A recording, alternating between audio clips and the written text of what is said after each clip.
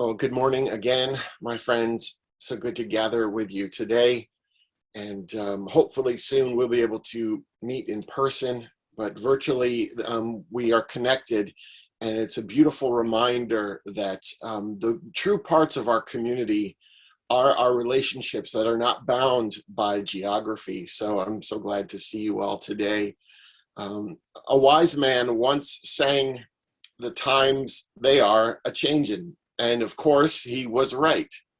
And sometimes the change around us is really easy to see, especially the less than positive parts of that change. You can see the change in your geography. You can drive around past sections of road that used to be filled with trees, and you see a wide open clearing that's been made to put up townhomes or shopping centers. And just visually, you can be reminded that this place where you live is not the same as it once was. You can notice the change in the news as you read about rising ocean levels and temperature changes on the planet and animal extinctions. You are reminded that nature is in continual transition, and often those transitions are alarming when we realize them. You can notice the change in your social media feed, probably the way people are more prone to hatred or cruelty, people being argumentative and divisive, and stories of inhumanity that you see over and over again every day. It's a reminder that as a nation, we are being renovated, and often that renovation feels frightening to us. It feels worrisome to us.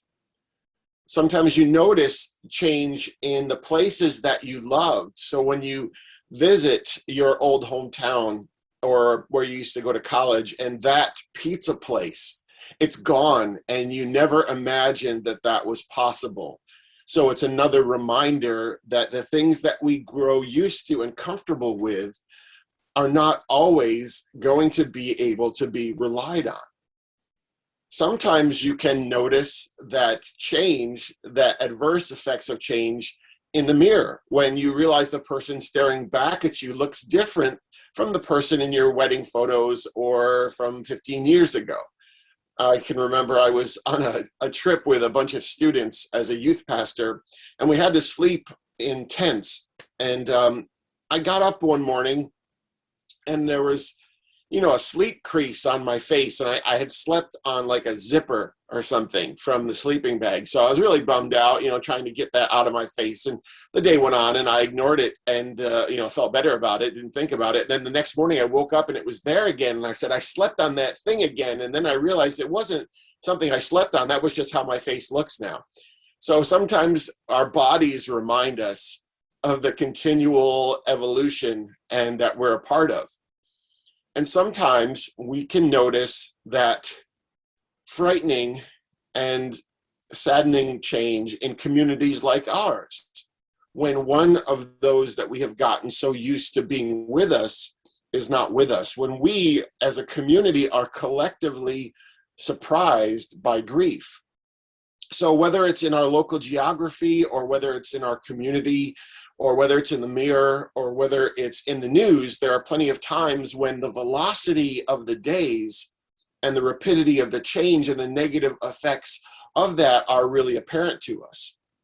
But just as often, I think we're numbed to all that change. We feel the sameness and the routine of life, and we get lulled into thinking that these moments are uneventful and that time is not flying by, until we're reminded that there are no such things as ordinary days, and there are no moments when change is not all around us and within us. On an even cellular level, we are in constant movement. As a part of the surgery that I had to have, and what's happened since then, I've had to get constant tests of my blood work.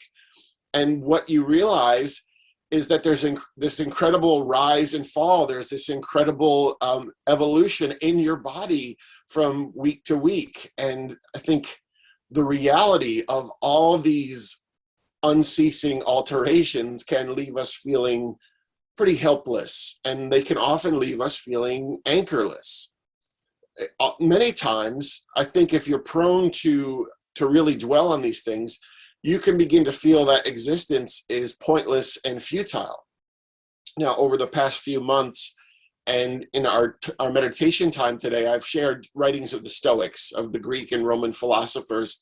And this week I was going back through journal entries of Roman Emperor Marcus Aurelius, and he talks so much about time in our lives, and he speaks about this continual shifting. And I wanted to read to you something from his journal entry called Meditations. Now, this is a Roman emperor long before we were ever even thought of, speaking some things that sound so prescient to us. He says, some things are rushing into existence right now, others out of it. Some of what now exists is already gone. Change and flux constantly remake the world, just as the incessant progression of time remakes eternity. He says, we find ourselves in a river. Which of the things around us should we value when none of them can offer a firm foothold? Like an attachment to a sparrow, we glimpse it and it's gone.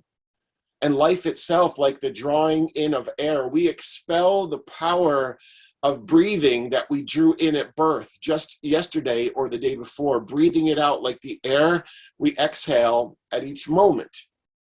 So he's reminding us of what we know. With all this shifting around us, where can we find peace? Where does stability come from? And what, if anything, can we really hold on to right now? And when we're confronted with change, it can easily feel like we have suddenly lost control, but we haven't. We have simply been reminded that we never had control to begin with. We're simply coming to terms with once more that engineering or steering or stopping time has always been above our pay grade and always been beyond our capabilities. All we've ever had at any time before in our lives is the illusion of control, and it is in those moments that we are in denial and less connected to this life. So think about it like this. You've got this little remote control, and it's wonderful to have, but we want one for life, right? When life is painful or sad, we want to fast forward through it. We want to get away from the discomfort. When we experience loss or regret, we wish we could rewind back before the grief or before the mistake to a time when life felt better. When life is comfortable and pleasant, we want to pause and stay in that time and place forever. We want nothing to change. And unfortunately, we aren't given those options. We only get to press play and move through these interconnected seconds and to try to be awake and as alert and as grateful in as many of them as we can. See, we only have this now. We're actually loaned life and people 1 second at a time, and for far less than eternity. I may have shared with you the story of Selah, who's now 12, my daughter, and maybe you're being around 8 years old, and she came up to me and she said, hey, do you know what, Dad? Now is really quick. She said, if you say the word now, it's already gone. And it's already in the past. And she said, now. And she said, they're all gone. It's not now anymore. And I've been trying to live in that interconnected series of nows that I have. Because when I do that, I am less prone to worry. I'm less prone to regret. Because the truth is, with all this change, we've only ever had this series of nows, and one moment in our lives, we will be out of nows. That's it. One moment we will cease to have what we have now. And until then, we can spend these nows with as much presence and joy and gratitude and creativity as we can. We can do our best to breathe in this day and fall into this breath and try to experience it fully, which is so difficult.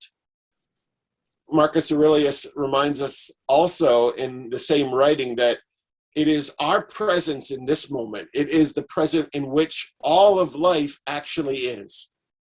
He writes, even if you're going to live 3,000 more years or 10 times that, remember, you cannot lose another life than the one you're living now, or live another one than the one you're losing. I want you to hear that again. You cannot lose another life than the one you're living now, or live another one than the one you're losing. He writes, the longest life amounts to the same as the shortest life. The present is the same for everyone. Its loss is the same for everyone. And it should be clear that a brief instant is all that is lost. And then he gives these words, for you can't lose either the past or the future. How could you lose what you don't have? And I think this is a humbling and yet freeing idea, that you and me and people we love and people we don't know and pass on the street and horrible presidents and hateful preachers and everyone on social media, we all get the same allotment of time. We get this one. And Aurelius reminds us that the past and the future, they don't really belong to us. We can't fully hold either of them. We can have bits of yesterday in memories, and we can have some idea and plans about tomorrow, but we don't hold them. The only thing that's in our hands is today. So this Sunday, right now, 11:09 a.m. as I speak these words, this is what we have. And we are the stewards of the present. We are caretakers of our now. And with so much change that's beyond our control, life can begin to feel pointless, but it isn't. Just because nothing is stationary and just because everything is moving doesn't take the meaning out of living. It actually clarifies that living is temporary, but life is forever. That what we're doing right now is we're just taking our place in the parade. We're getting our moment to live and to care and to love and to help. And so the worrying and the struggling to figure out the unfigureoutable, that's worthless. Actually, Aurelius writes, the only thing that isn't worthless is to live this life out truthfully and rightly and be patient with those who don't. He says, just do the right thing. The rest doesn't matter. He writes, cold or warm, tired or well-rested, despised or honored, dying or busy with other assignments, because dying too is one of our assignments in life. There as well, do what needs doing. So we know that we can see the negative effects of time easily in and around us, but it isn't always the case with the change that we actually should be grateful for. So yes, we age, and we slow down, and our bodies stop responding the way we want them to, and we experience loss, and we endure pain, and we watch things change in a way that disturbs us. But with all of that comes wisdom and insight and knowledge that we could not receive any other way. As we live through this life, as we experience as many of the nows as we have our understanding broadened and our empathy expanded. And we learn how to live, hopefully, with a little more gratitude and gentleness and kindness. We get a little bit more time to participate in the parade and to leave the best legacy that we can. And so it sounds really trite to say that with nearly everything around us changing, we still have one thing. We have this now, and we have the love that we express in this now. So for those of us who are prone to worrying about what is coming, or to regret what has already happened, or for those of us who are tempted to be overwhelmed by the swirling storm of everything around us that seems to be changing beyond our control, rest in the truth. Most of it you don't control. But there is a great agency that we do have. We have agency in the small and the close of this now. And it's my hope that today you can rest and feel some stability in what you value, in who you love, and the gifts that you want to give this world during the time that you have, and to be aware that now is everything that you have.